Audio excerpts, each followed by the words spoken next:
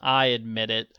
I really liked Wings of Fire graphic novel number 8, and I didn't want to wait a year to see what happens next, so I decided to read the next book in the series.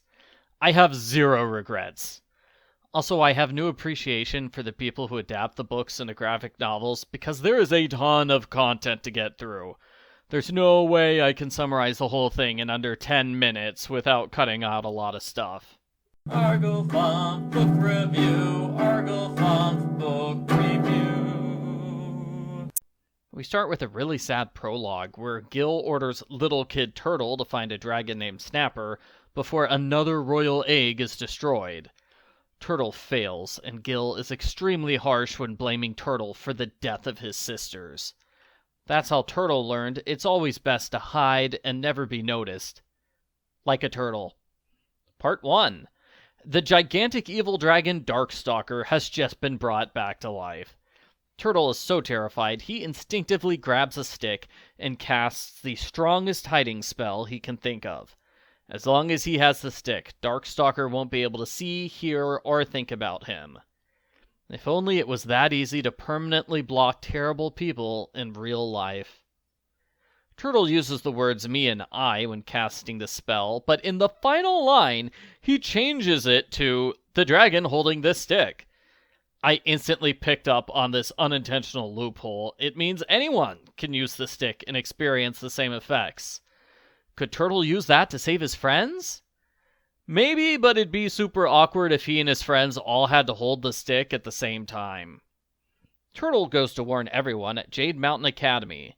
His sister, Princess Anemone, has the complete wrong reaction. She acts like a spoiled valley girl, and she's excited to meet Darkstalker because she's always wanted a magic teacher. The other students fly into a panic, which is a more appropriate reaction. Tsunami has the best reaction when she complains that cryptic prophecies are the most useless way to communicate. I laughed so hard at that. Clearly, Tsunami is familiar with the Warriors series. Darkstalker arrives in person. Darkstalker is extremely charming, or at least he thinks he is. He says, "The most evil dragon ever legends are a total exaggeration." And even if they were true, he has no reason to go around killing random dragons. On the other hand, he has a conspicuous earring now. He probably cast some kind of super evil spell on it when no one was around. Anemone quickly befriends Darkstalker. She asks about the rumor that if you use magic too much, your soul is corrupted and you turn evil. Darkstalker says you can easily use magic to avoid the problem. Just use a magic spell that says, "This bracelet will protect me from all the effects of animus magic." He makes a protective bracelet for Anemone, and again, Turtle worries that this is an evil supervillain trick. Darkstalker could have added secret terms and conditions to the spell in his mind. Realistically speaking, though, if Darkstalker can cast spells just by thinking hard, the world is doomed. He can cast whatever spell he wants, whenever he wants, and nobody would ever know. Darkstalker spends the day researching history in the library. Understandably, he wants to know what happened in the past 1,000 years. He takes a special interest in his tribe, the Nightwings. He's sad they don't have a proper ruler and they all lost their magic powers. So he gives magic powers to the Nightwing students. Mindreader gets the ability to read minds, leading to some funny jokes. Mighty Claws gets the ability to make his drawings come alive, which also leads to some funny jokes. Fearless gets super strength, which does not lead to funny jokes. That's a bummer. Darkstalker heals Flame, who goes into full evil mode. "I had the third dream visitor all along. Now I'm gonna kill Stone Mover." I can't tell if Flame is truly evil, if this is just a Darkstalker trick to cast a secret spell on Stone Mover. I also can't tell if this will be important later, or if this is wrapping up an earlier subplot I forgot about. Sorry, I don't remember who Flame is. Quibbly is smart enough to know that something is wrong. Both he and Winter like Darkstalker way too much. Clearly they're under some sort of spell. he's not wrong. At Quibbly's request, Turtle makes an earring that makes you immune to Darkstalker's spells. Quibbly puts it on, and now he can think clearly again.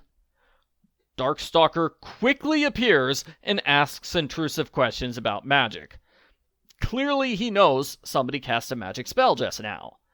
Since Darkstalker can sense magic, this really limits what Turtle can do for the rest of the book. He can't use magic to solve his problems. Turtle has a handful of magic items, including some coral, which will lead you to whoever you want, a set of one-way communication slates, and a food bowl that gives you twice as much food. Yum! It sounds delicious, but I have no idea how it will help save the world. Maybe you could use it to make magic food? Like, I want a cake with a sword inside of it. Part 2. Darkstalker flies to the rainforest. He publicly declares his intention to take the Nightwings back to their ancient home and rebuild the tribe. He doesn't want to have a duel to the death with Queen Glory, because the fans of the series would be so mad if Glory died. It's decided he'll stay in the rainforest overnight before leaving. Every Nightwing can decide on their own whether to follow him or whether to stay in the rainforest. Darkstalker continues to do seemingly nice things that could be secretly evil. He gives superpowers to 5 of the Nightwing dragons. He claims he can only do 5 spells a day, so if anyone else wants their wishes granted, they have to stay with him forever and hope they win his magic lottery. Oh great, he's turning into King Magnifico from the movie Wish. Moon is in the rainforest. Darkstalker turns all his attention on her. Princess Anemone becomes increasingly jealous and unstable over this. Like Quibbly, Queen Glory is smart enough to realize she's under some kind of spell that makes her like and trust Darkstalker. I'm disappointed that we never learn exactly what this spell is. Maybe that's being saved for the next book. To get around the spell, Turtle needs somebody who hasn't met Darkstalker yet. The only option is Kinkajou, who's still in a coma. The problem is that Turtle can't use magic to heal her, so he tricks Anemone into doing the job. The good news is that it works perfectly. At the same moment Anemone casts the healing spell, Turtle casts a spell to give Kinkajou permanent immunity from Darkstalker's magic. He also casts a spell to make Darkstalker not care about Kinkajou at all, so she's free to foil his plans. Darkstalker never realizes these secret spells were cast. The bad news is that Anemone adds a spell to make Kinkajou fall in love with Turtle. Oh my gosh, this is hilarious and awesome and no, all sorts of wrong. It's great to have Kinkajou back. She's funny and she instantly realizes Darkstalker is totally evil. Darkstalker warns Queen Glory that assassins are coming to attack her. He makes a prison which captures 4 of them. He lies about the existence of the last assassin. I'm sorry, but again, I don't remember enough to tell if this is wrapping up an earlier subplot or if this will be important later. Part 3.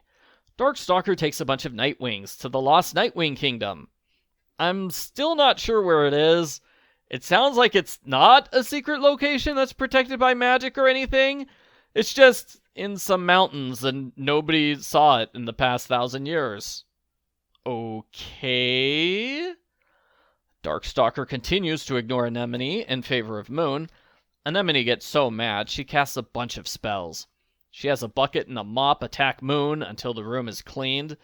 She sends pebbles to distract Darkstalker, and she makes an earring that will cause Darkstalker to stop caring about Moon. It's not clear if she's insanely jealous or if she's actually insane. The spells don't work.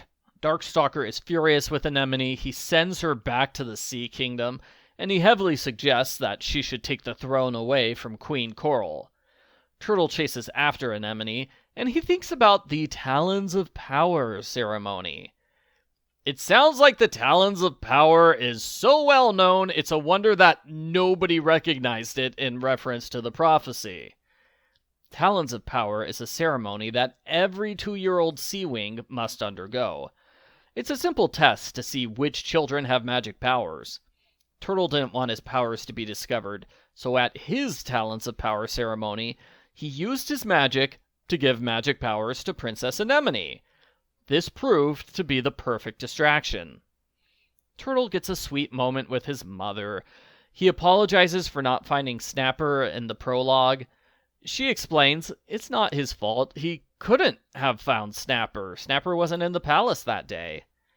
She's sorry that nobody told Turtle the truth, that Turtle had lived with this false guilt for years. She promises never to forget him again. Aww. Okay, let's ruin the sweetness.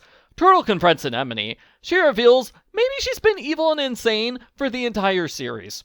Back in book 2, Whirlpool secretly forced her to do magic all the time because he wanted her to go insane. She killed Whirlpool, and he has haunted her mind ever since. Anemone and Turtle have a big magic battle. He manages to disarm her with magic seaweed.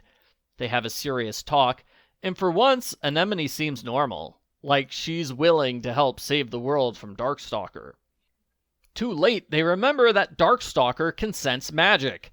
In a dramatic ending, Darkstalker uses magic to summon every Animus dragon in the world. He enchants Anemone to obey his every command. Darkstalker knows Turtle must exist.